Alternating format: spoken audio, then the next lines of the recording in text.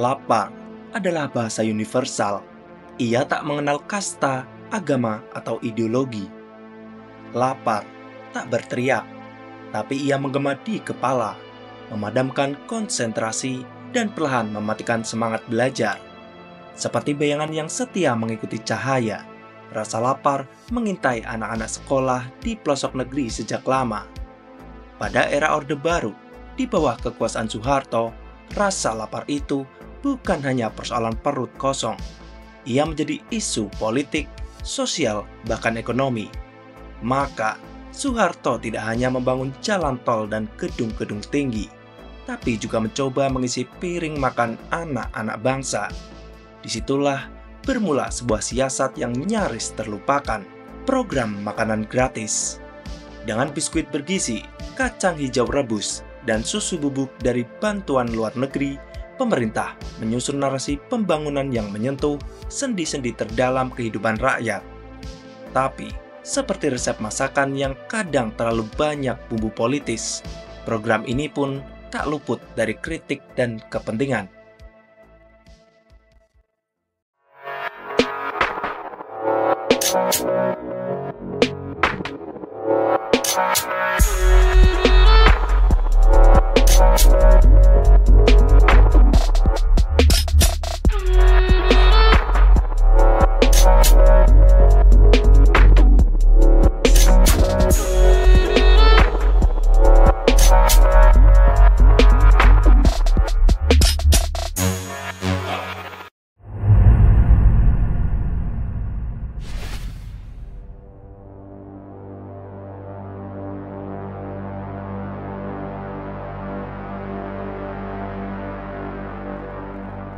Di kelas-kelas bambu dan beton tahun 1970-an, jutaan anak belajar dalam kondisi lapar.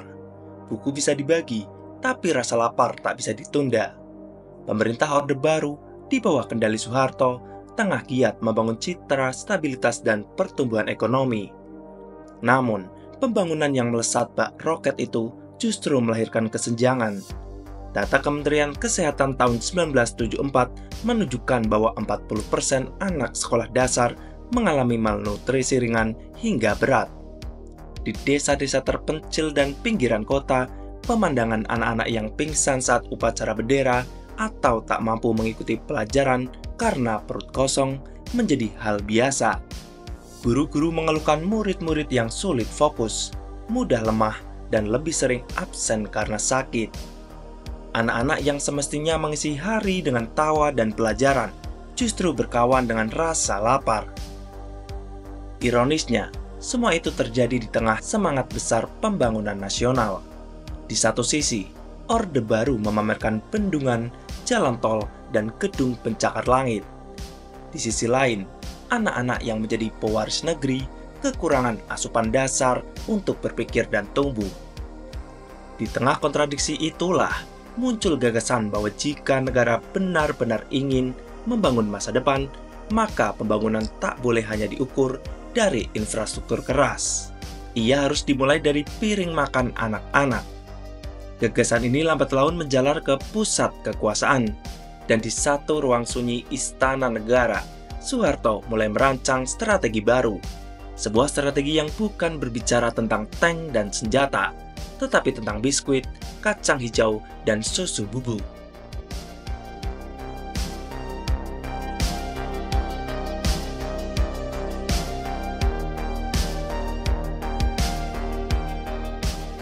Ketika suara anak-anak yang lapar mulai terdengar hingga ke lorong-lorong kekuasaan, Soeharto menyadari bahwa pembangunan tak bisa hanya berhenti pada beton dan statistik. Dari kondisi inilah lahir kesadaran bahwa rasa lapar bukan hanya soal gizi, tetapi juga stabilitas. Pada tahun 1976, Soeharto meluncurkan program pemberian makanan tambahan anak sekolah atau PMT-AS. Program ini menjadi salah satu langkah strategis untuk mengatasi persoalan gizi sekaligus memperkuat legitimasi politik. PMT-AS dijalankan lewat sinergi antara Departemen Kesehatan dan Departemen Pendidikan dan Kebudayaan. Menariknya, bantuan awal program ini tak murni dari anggaran nasional. Dukungan besar datang dari World Food Program, USAID, dan UNICEF. Indonesia menjalin diplomasi pangan, bantuan luar negeri masuk, lalu disulap menjadi kebijakan domestik yang menyentuh rakyat langsung. Menu yang diberikan sederhana, kacang hijau, susu bubuk, biskuit bergizi. Tapi di balik kesederhanaan itu, tersimpan dampak luar biasa. Anak-anak kembali semangat belajar, angka putus sekolah mulai turun. Program ini menjangkau pelosok negeri, dan perlahan menjadi bagian dari ritme sekolah. Bukan hanya mengenyangkan, makanan itu juga membawa rasa bangga bahwa negara hadir di tengah rakyat. Namun seiring program meluas dan mulai rutin dijalankan, muncul nuansa baru dalam pelaksanaannya. Di balik piring bergizi itu, ada sesuatu yang mulai disisipkan secara perlahan. Sesuatu yang tak terlalu kasat mata, tetapi terasa dalam narasi yang dibentuk di ruang-ruang kelas.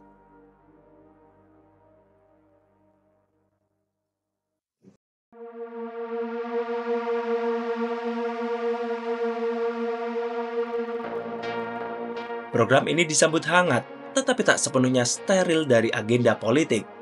Di balik senyum anak-anak yang menyuap biskuit bergizi, ada wacana pembangunan yang diglorifikasi. Makanan gratis menjadi medium untuk memperkuat hegemoni Orde Baru, bukan sekedar alasan gizi, tapi alasan pencitraan. Guru-guru dilatih untuk menyisipkan nilai-nilai pedoman penghayatan dan pengamalan Pancasila saat mendistribusikan makanan.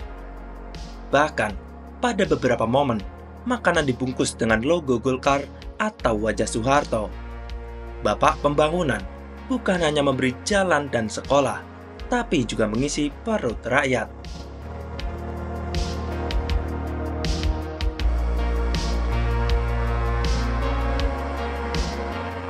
Laboratorium kebijakan, pemerintah mengolah angka seperti koki yang menyempurnakan resep.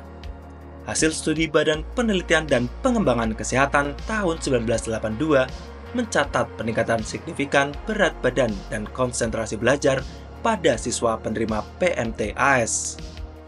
Di Provinsi Jawa Tengah dan NTT, angka putus sekolah menurun 12% berkat intervensi gizi ini. Program ini pun berkembang menjadi proyek lintas sektoral. Dinas Pertanian menyuplai bahan makanan, koperasi sekolah mengelola distribusi, dan ibu-ibu PKK dilibatkan dalam proses memasak. Suara wajan mendesis di dapur sekolah, aroma kacang hijau rebus yang mengepul, dan tawa anak-anak yang melahap makanan dengan lahap menjadi simfoni pembangunan.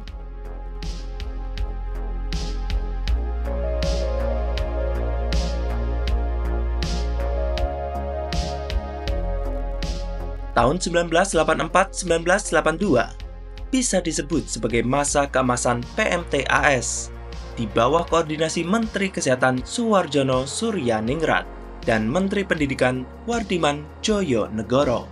Program ini menjangkau lebih dari 30 juta anak sekolah setiap tahun. Namun setelah itu, arah angin politik dan ekonomi berubah. Krisis moneter 1997 menjadi batu sandungan besar. Anggaran negara terkuras untuk menyelamatkan konglomerat, sementara program makanan anak sekolah malah tersisih. Seperti orang tua yang kehabisan bekal, negara mendadak pelit pada anak-anaknya sendiri. Program ini lalu perlahan digantikan oleh program bantuan operasional sekolah atau BOS, yang lebih fleksibel tapi tidak fokus pada gizi.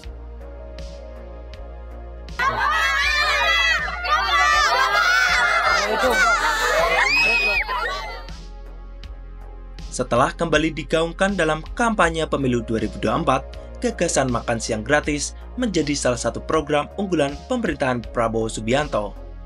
Program ini tidak lagi sekedar wacana populis, tetapi diangkat menjadi kebijakan prioritas nasional.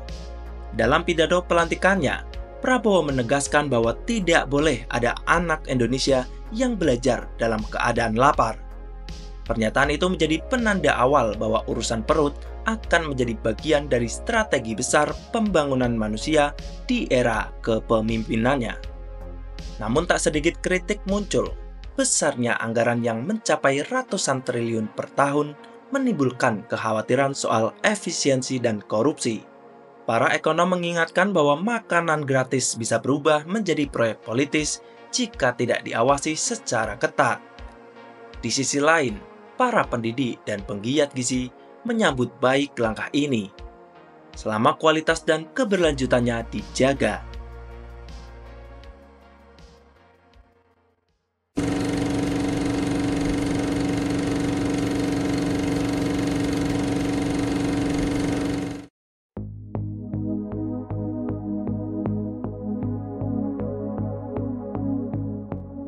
Sejarah tak pernah lepas dari dapur, dari nasi goreng perjuangan di zaman revolusi hingga susu bubuk subsidi dari luar negeri di era Soeharto.